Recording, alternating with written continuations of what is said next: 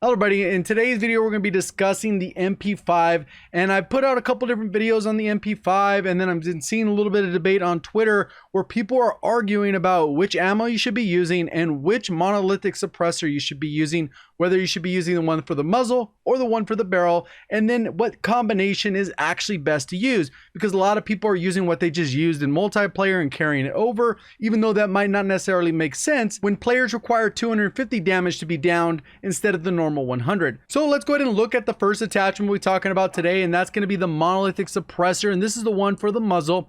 You see you got sound suppression, which we know how that works. That's one of the main reasons you're going to use this in Warzone, is to stay off the minimap.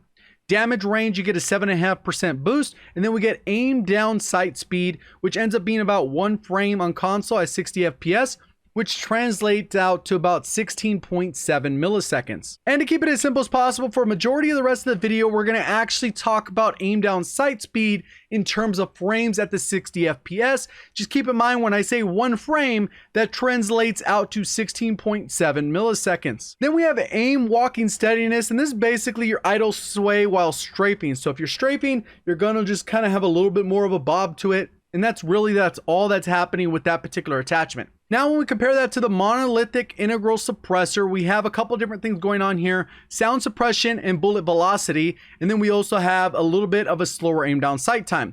So when we look at sound suppression, we're getting the exact same benefit of the other one. When it comes to bullet velocity, we're actually getting a combo effect here. One of the things is your bullets travel a little bit faster, so it feels a lot more like hit scan when you're within a certain range. Your bullets don't drop quite as much, so you don't have to lead a little bit more. You're going to get a little bit more direct impact, so it's going to feel a little bit more like hit scan, which for me I feel is like a huge benefit. Then the secret little stealth buff they give in there that they don't really tell you about is this will actually increase your range. Obviously, see it on the stat bar. Generally, you can't trust those things because they're usually not accurate. But with this one, you're getting about a 12.5% increase, which sometimes will be between 1.5 meters up to about 2.5 meters, which is mostly negligible, but still more than the first one we saw. When it comes to the aim down sight speed, this one is 2 frames slower, so it's 1 frame slower than the previous monolithic suppressor, so it's really a difference of 1 frame. You also still keep the steadiness of the weapon, which for some is a huge plus. Now, when we talk about the underbarrels, pretty much it's going to be pretty straightforward. We're going to actually look at the individual recoil patterns of the class setup with and without these individual barrels, so you can have that comparison and make a decision for yourself on what you think is best. So when it comes to commando foregrip, this one's going to give you 0 penalty on ADS speed. So when we talk about the different pros, we're talking about recoil stabilization, which is the actual horizontal recoil. So that's going to be the side to side. So if it goes in one direction, it'll kind of shrink that direction a little bit and it won't go quite as far. If it has a little bit of side to side bounce, it'll help reduce that a little bit, but it really depends on the individual weapon. That's why it's case by case, depending on the individual weapon.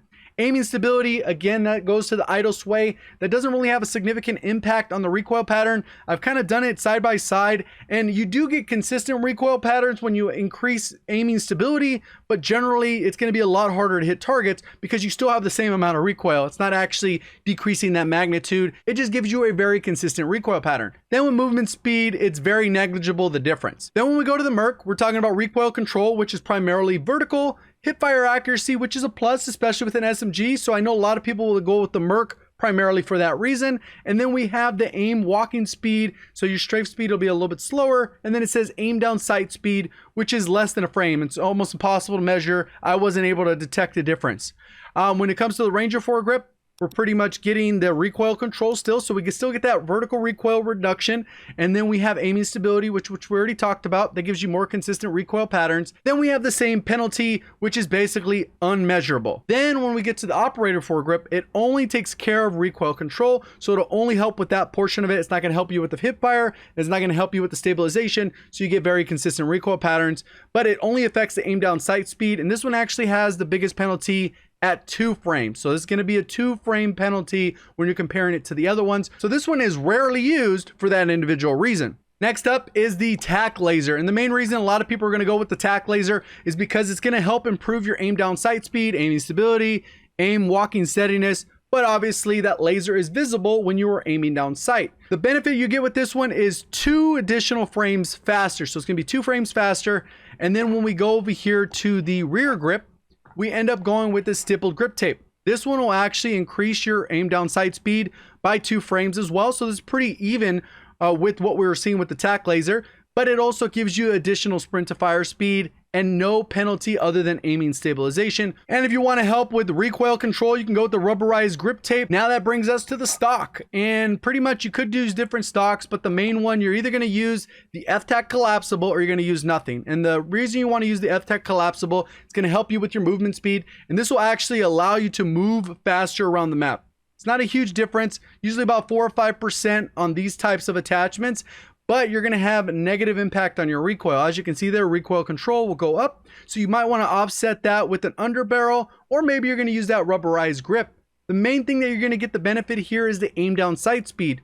Typically with these type of attachments, you're going to get a 20% improvement in your ADS speed. Since this weapon has a 200 millisecond aim down sight speed, that's going to roughly cut off 40 milliseconds, which is huge, ends up being about 2.5 frames. So when you're comparing the various attachments that we talked about, this is the only one that's going to give you more than a 2 frame faster aim down sight speed at 2.5. So we're going to focus primarily on the 2 options that we have here. Obviously we can go without actually having a magazine, but that's not going to be the case that you're going to run in Warzone. The debate really comes to, you go with the 45 round mag, or do you go with the 10mm rounds that are supposed to do more damage? So with the 45 round mags, you're going to have additional ammo capacity, which is huge. And even though it has those cons, I wasn't able to detect a noticeable difference. So this one you can actually equip and you're not going to have a significant difference in mobility or aim down sight speed. Now when we talk about the 10mm rounds, we're going to get a little bit more damage, which is cool.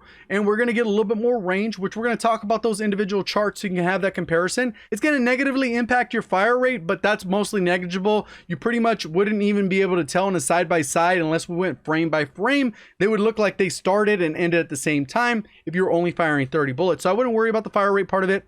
Recoil control, you're definitely going to have a little bit more recoil, which could cause you to miss more shots, and the trade-off at actually doing more damage might not necessarily be worth it. And you're going to have to make that decision for yourself. So what we're looking at here is the various damage profiles. If we look at the top right here in meters, you can see the various distances, and this is the increments of 1. And then we could look at the base weapon without any of those attachments as far as the monolithic or the integral monolithic integral suppressor. Without either of those, we're looking at a 504 TTK. If somebody has full health, 3 plates. If you can see right here, we could do the same thing with the 10mm rounds.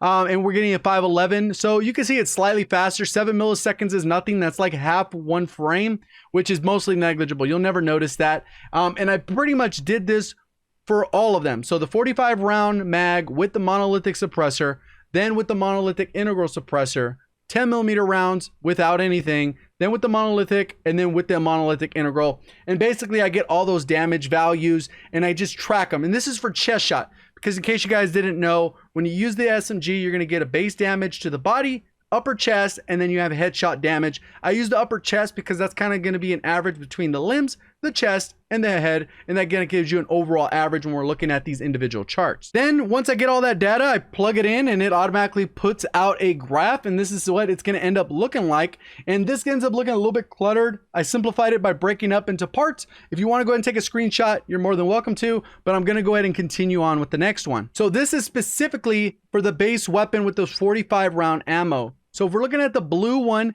they are lined up to about 12.5 meters. And like I said, with one, you're getting a little bit of benefit of an extra meter. And then with the monolithic integral, you're going to get the extra 2 meters because it's kind of has that stealth range buff of 12.5 meters instead of 7.5, which gives it the slight edge here for these individual ranges. So obviously, if you're just comparing them side to side for the best possible range and bullet velocity, you're going to go with the monolithic integral suppressor.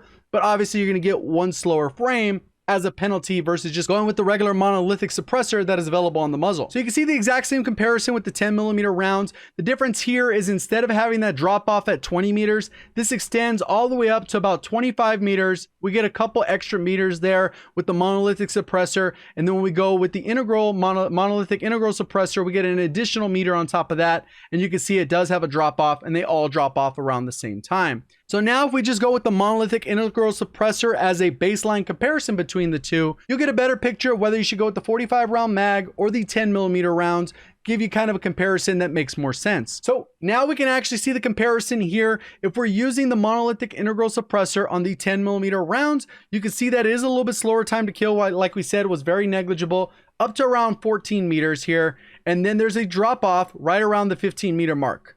Right at the 15-meter mark, they have that damage drop off. So you're not getting any additional benefit by running the 10mm rounds within 15 meters.